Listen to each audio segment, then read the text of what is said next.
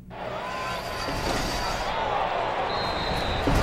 the Oklahoma newsroom, this is an OSU update. I'm Jenny Carlson here with OSU beat writer Scott Wright. Scott, spring not quite over with. Cowboys a little under 2 weeks away from their spring game, but we're starting to get a little bit of a sense of where this quarterback battle sits right now. And we thought this would be an important spring for the two guys already on campus, Taylor Cornelius and Keondre Wudtee. What's your sense right now about where this thing stands? Well, you know, this is sort of like the semifinal of this quarterback race. It really heats up in June when Drew Brown comes in from Hawaii, the graduate transfer, and Spencer Sanders from Denton, Texas, the high school freshman who will be coming in, the incoming freshman who will be coming in from high school.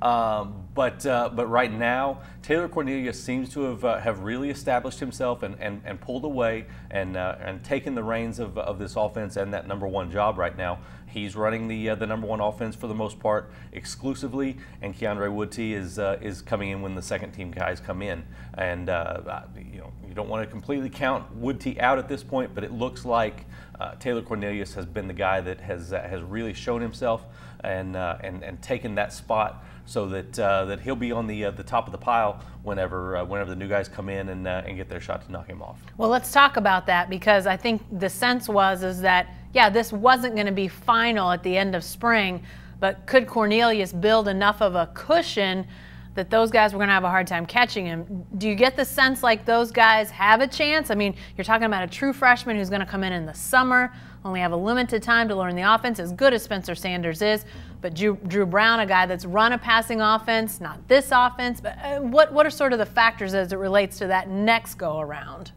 You know, ultimately, I think Spencer Sanders is the quarterback of the future. The question is when the future begins. I think that if they could find a way to redshirt him, let him ease his way into college football a little bit, I think that would be ideal for them.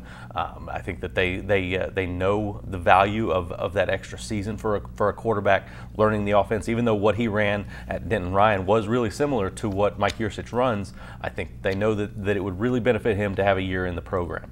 Drew Brown has been a starter at the college level for almost 2 full seasons. He does throw the ball around a lot and sort of understands how the concepts work, but he'll have to get in and really understand this offense, the complexities of it, the run-pass option things that they do, and he has a short window to do that. He'll graduate from Hawaii most likely in May, possibly in early June, depending on how his class schedule falls, and then he'll be able to come to Stillwater, start working out with the team and in the 7-on-7 drills and doing things like that.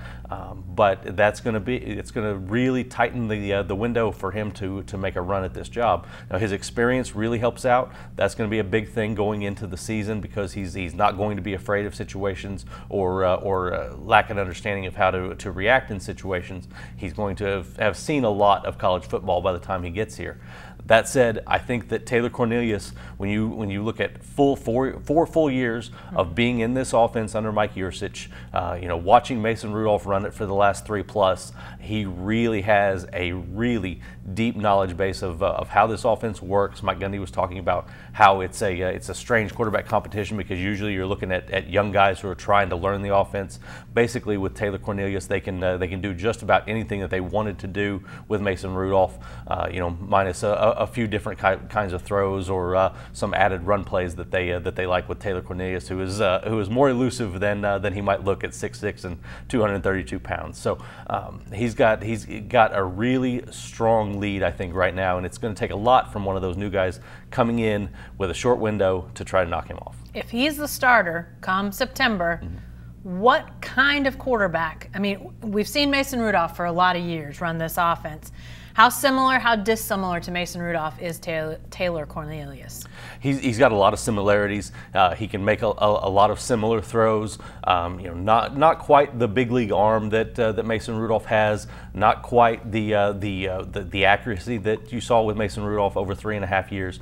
But really solid, really reliable, doesn't make a lot of mistakes. He's not going to necessarily be a big-time flashy type of guy, but he's going to be a guy that you can rely on, which is is ideal for this offense when you've got Justice Hill, some talented wide receivers to get the ball to. So their most experienced guys are in the slot with Jalen McCleskey and Dylan Stoner. If you find a quarterback that can utilize those guys well and get in that short passing game, then open things up for the guys on the outside, open things up for Justice Hill to run the ball. That's your ideal quarterback for this offense because of the talent that they've got, and I think Taylor Cornelius could handle that pretty well. All right, we'll continue to follow the quarterback battle at Oklahoma State as spring ball carries on and gets done in a couple weeks. Like I said, April 28th is the spring game up in Stillwater, so be sure to stay with the best coverage team anywhere at newsok.com and every day in the Oklahoman.